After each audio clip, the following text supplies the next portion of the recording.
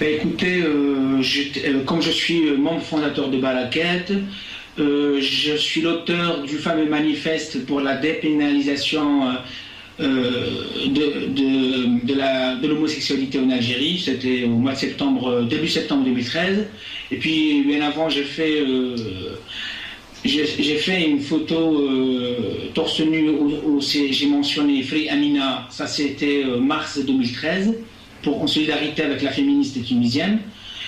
Mais la situation s'est aggravée vis-à-vis de moi. C'était à quelques semaines du 17 avril, c'est-à-dire le jour des élections présidentielles en Algérie, où les deux télévisions de propagande pro le clan de Oujda au pouvoir, Al Nahar TV et Numidia News, ils ont pris des photos concernant ma vie privée ou ma vie personnelle sur Facebook, des photos notamment, l'une des photos, c'était à Alger, dans une soirée, c'était la journée mondiale contre le sida le 1er décembre, et cette photo, ils ont fait un montage sur le site électronique d'Al Nahar TV, où ils ont fait carrément appel au meurtre vis-à-vis de ma personne.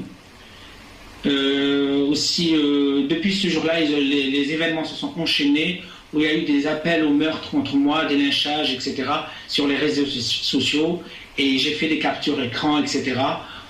Et puis, c'était impossible pour moi de rester en Algérie. Il fallait que je quitte. C'était question de vie ou de mort. Il fallait que je sauve ma peau.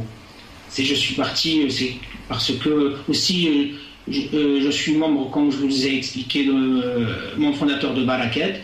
Et tous les membres de Baraket n'ont pas échappé à ces appels de meurtre, mais en particulier ma personne physique.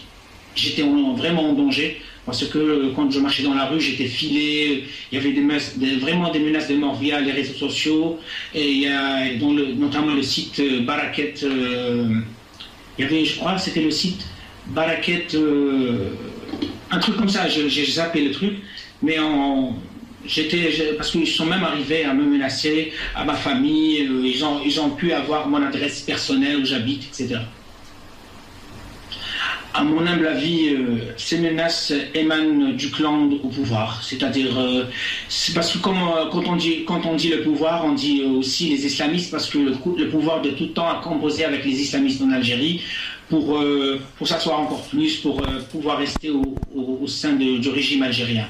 Automatiquement, pour moi, les menaces, les médias algériens pro-État font dans l'intox pour égarer un petit peu le peuple, cette jeunesse un petit peu conservatrice, etc., pour que les gens se défoulent contre les progressistes, les laïcs et les démocrates. Il y a de la mouvance conservatrice islamiste, oui, j'ai reçu des menaces de mort, j'ai reçu des insultes, des appels au lynchage dans la rue, etc. Ou même là où j'habitais, les gens commençaient à m'avoir dans le lait du cyclone. Avez-vous déjà été menacé par le passé ou c'est récent? Si, j'ai été menacé, mais pas autant. Mais la dernière semaine avant les élections, c'est-à-dire à quelques jours la date fatidique des élections présidentielles, j'étais vraiment été sous une pression qui a fait que j'ai quitté Alger dans la catastrophe. D'ailleurs, c'était la veille des élections, le mercredi 16 avril. C'est une situation très, je dirais, périlleuse. Il y a vraiment menace.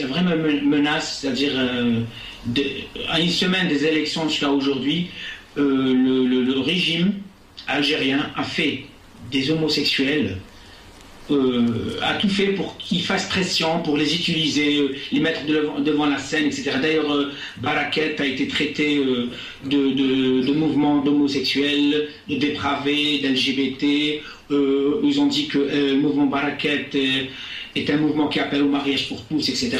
Tout ça, c'est pour dénigrer le mouvement, pour disloquer aussi le mouvement et pour nous décrédibiliser au sein de la société algérienne, pour décrédibiliser le mouvement Baraket. Parce que pour eux être homosexuel aujourd'hui ou LGBT, c'est une insulte, c'est contre les valeurs du peuple algérien, etc. Automatiquement, comme moi je suis membre fondateur du mouvement Barakat, automatiquement ils essayaient de salir, de dénigrer le mouvement pour dire regardez qui sont ceux-là. Ils nous ont traités d'ailleurs de main d'étrangères, de juifs. Moi personnellement, ils ont dit que j'ai un passeport californien, américain, un passeport israélien, un passeport français, et je vis la belle vie en Amérique. J'ai une superbe ville avec piscine, mais je viens ici à Alger, je suis payé par la main étrangère pour déstabiliser l'Algérie. Que moi, j'ai jamais été, par exemple, en Europe, etc. Ils racontent un petit peu n'importe quoi pour dénigrer le mouvement Barakat. Écoutez, l'exil pour moi aujourd'hui c'est pas un choix, c'est question de sauver ma peau.